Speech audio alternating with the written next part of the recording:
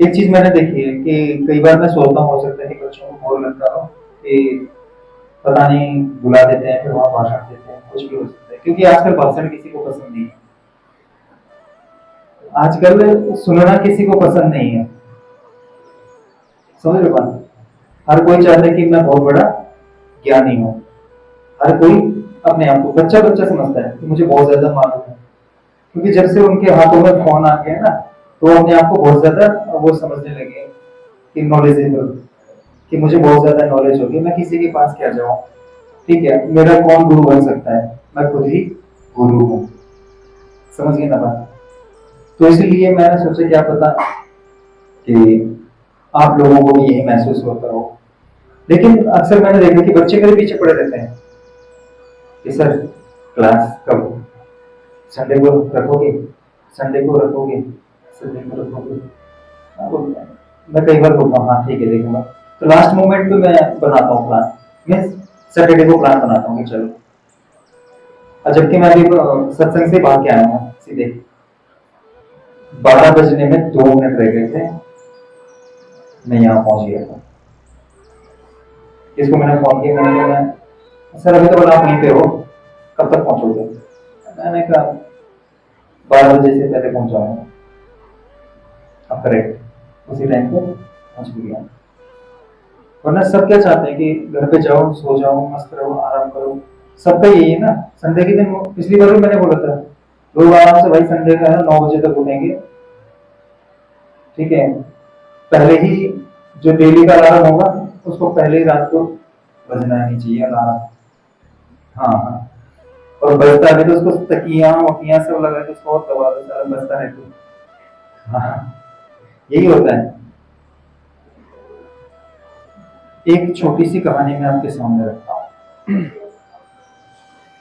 एक व्यक्ति था, तो एक नवाब के साथ वो रहता था। ठीक है, तो जो वो व्यक्ति था जो नवाब के साथ रहता था, वो उसका गुलाम था। किसका? नवाब का। और आपको पता ही है कि जो गुलाम होता है तो वो हर चीज में आगे पीछे घूमते रहता है। ठीक है, तो कहीं आप ये मत समझ लेना कि वो, क्योंकि भक्त की भी ऐसी हालत होती है और प्रेमी की भी ऐसी हालत होती है कि वो भी आगे पीछे डोलता है। लेकिन दोनों के आगे पीछे डोलने में फर्क है। क्या? दोनों के आगे पीछे डोलने में। तो एक बार क्या हुआ कि महाराज जी के लिए, जो नवाब जी थे उनके लिए भिंडी की सब्जी बनी।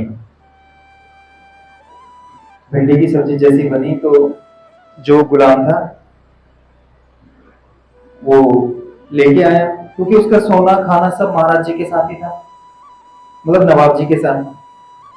तो वो नवाब जी के साथ ही उठना बैठना सोना, उसी के साथ में रहना, जो काम बोलना जी हुजूर ये कर लो, अच्छा ठीक है हुजूर। ठीक है, नहाने जा रहे तो तौलिया लेके खड़ा है, जी हुजूर। समझे बात? हाँ, खाना खा रहा है तो पानी लेके खड़ा है, जी हुजूर। अब नवाब जी ने बोला कि क्या बात, भिंडी की सब्जी तो बहुत स्वादिष्ट बनी है, मजा आ गया खा के। अब गुलाम तो गुलाम ही होता है। ठीक है जी, बिल्कुल, भिंडी की सब्जी अमृत तुल्य है, इसको खा के तो बूढ़े भी जवान हो गए, जो बाल उनके सफेद थे वो भी काले हो गए। भिंडी की सब्जी तो, इसकी चर्चा तो पुराणों में है, शास्त्रों में है, ग्रंथों में है। भिंडी, भिंडी की तो बात ही मत कीजिए, भिंडी बहुत स्वादिष्ट चीज है।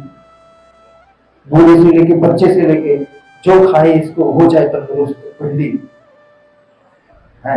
पर ठीक है, फिर अगले दिन भिंडी नवाब जी के लिए बन गई। नवाब जी ने कहा ठीक है। फिर अगले दिन भिंडी नवाब जी के लिए दोबारा बन गई। नवाब जी ने बोला चलो कोई बात नहीं, ठीक है। फिर तीसरे दिन भिंडी, फिर चौथे दिन भिंडी बन गई। ऐसा करते करते पूरे 7 दिन नवाब जी हो गए गुस्सा, भोकल आ गए।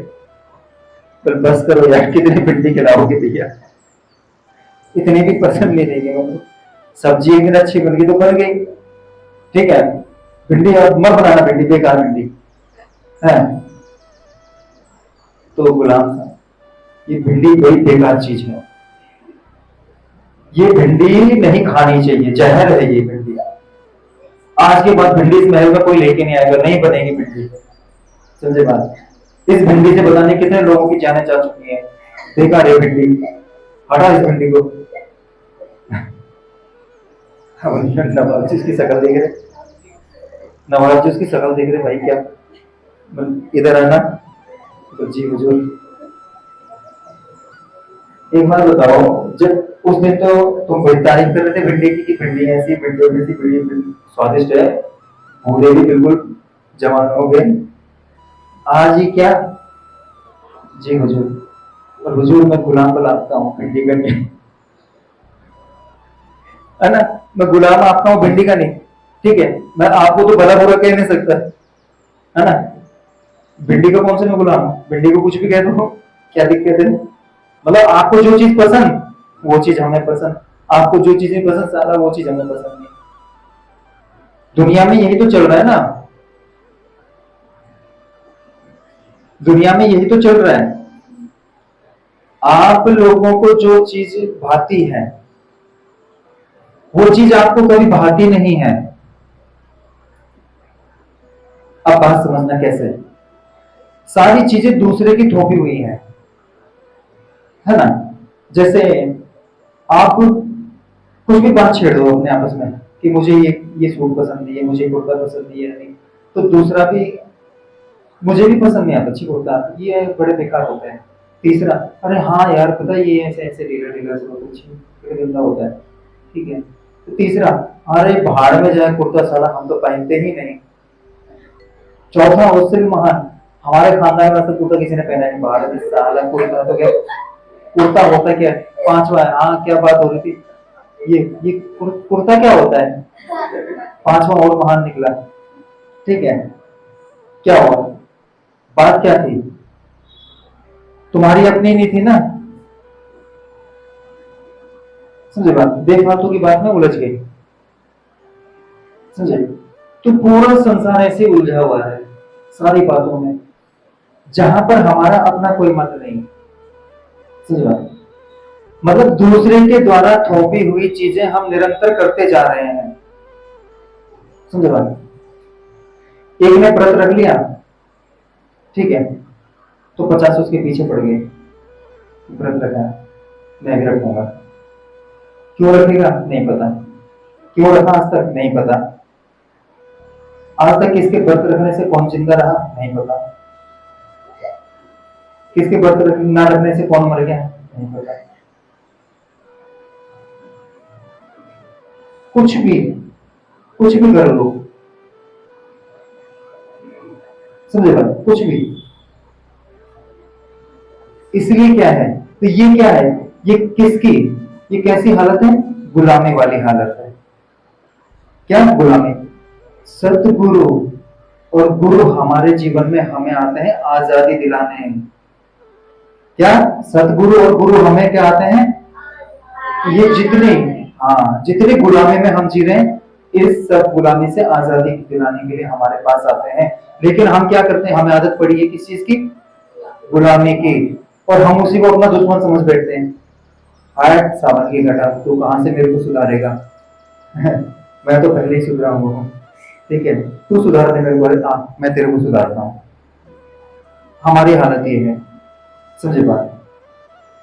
आजकल हमारे एक जान पहचान के, ठीक है, कोई रिश्तेदार में ही तो यहाँ उनको बोलते क्या, लड़का जवान हो गया है। मैंने कहा बिल्कुल सही बात है, लड़का जवान हो गया है भैया, लड़का पैदा हो तो जवान हो ही गई, है ना। बताओ किसका लड़का नहीं होगा जवान, लड़का जवान हो गया तो दोस्त के समान है। मैंने कहा ठीक है अच्छी बात है, लड़का जवान हो गया तो दोस्त के समान ही रहना चाहिए। दुश्मन कौन बनाता है अपने लड़के को, और कौन बनाना चाहता है, मैं बढ़िया है, ठीक है, दोस्त के समान है, ठीक है। चल बेटा लेके आना, आज छुट्टी का दिन है, एंजॉय करते हैं।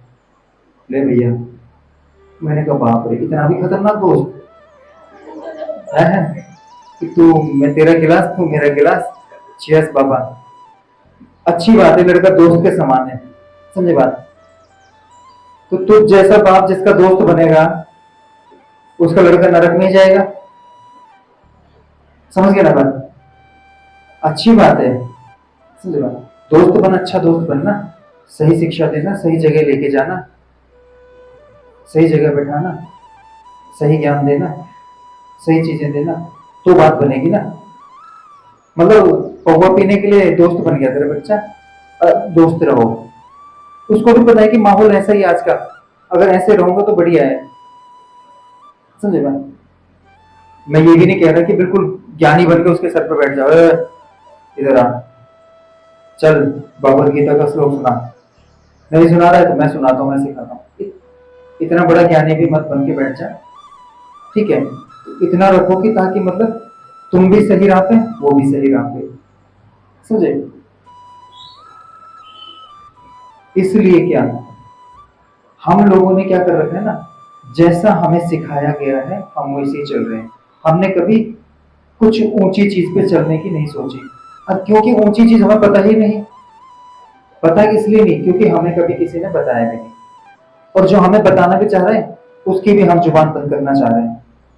क्या होता है ना, शुरुआत में अच्छी बातें बड़ी अच्छी लगती हैं, हकीकत बात कह रहा हूं, लेकिन जब वही अच्छी बातें ज्यादा अच्छी लगने लगती है ना, तो फिर क्या होता है कि एक जो हमारा अंदर है ना मन, अब उस मन तक ठेस पहुंचने लगती है। फिर वो अच्छी बातें इतनी अच्छी लगने से हम अपने आप को बहुत अच्छा समझने लगते हैं। और जब हम अपने आप को बहुत अच्छा समझ लगते हैं तो हम फिर जो सामने वाला हमें बता रहा है ना, उससे भी बड़ा ज्ञानी हम अपने आप को समझने लगते हैं, वहीं पे हम नीचे गिर जाते हैं, समझ गए ना बात। जितने भी बड़े ज्ञानी हुए ना, उन्होंने कभी अपने आप को ज्ञानी नहीं समझा, उन्होंने अपने आप को दास समझा।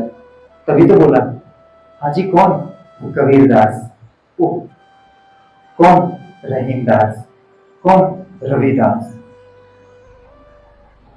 अब तुम दासों की बातें करते हो, ये तो बड़ी, किसी ज्ञानी की बात पढ़ो ना। लेकिन दासों के श्लोक हम बोलते रहते हैं, ज्ञानियों के श्लोक बोलो ना।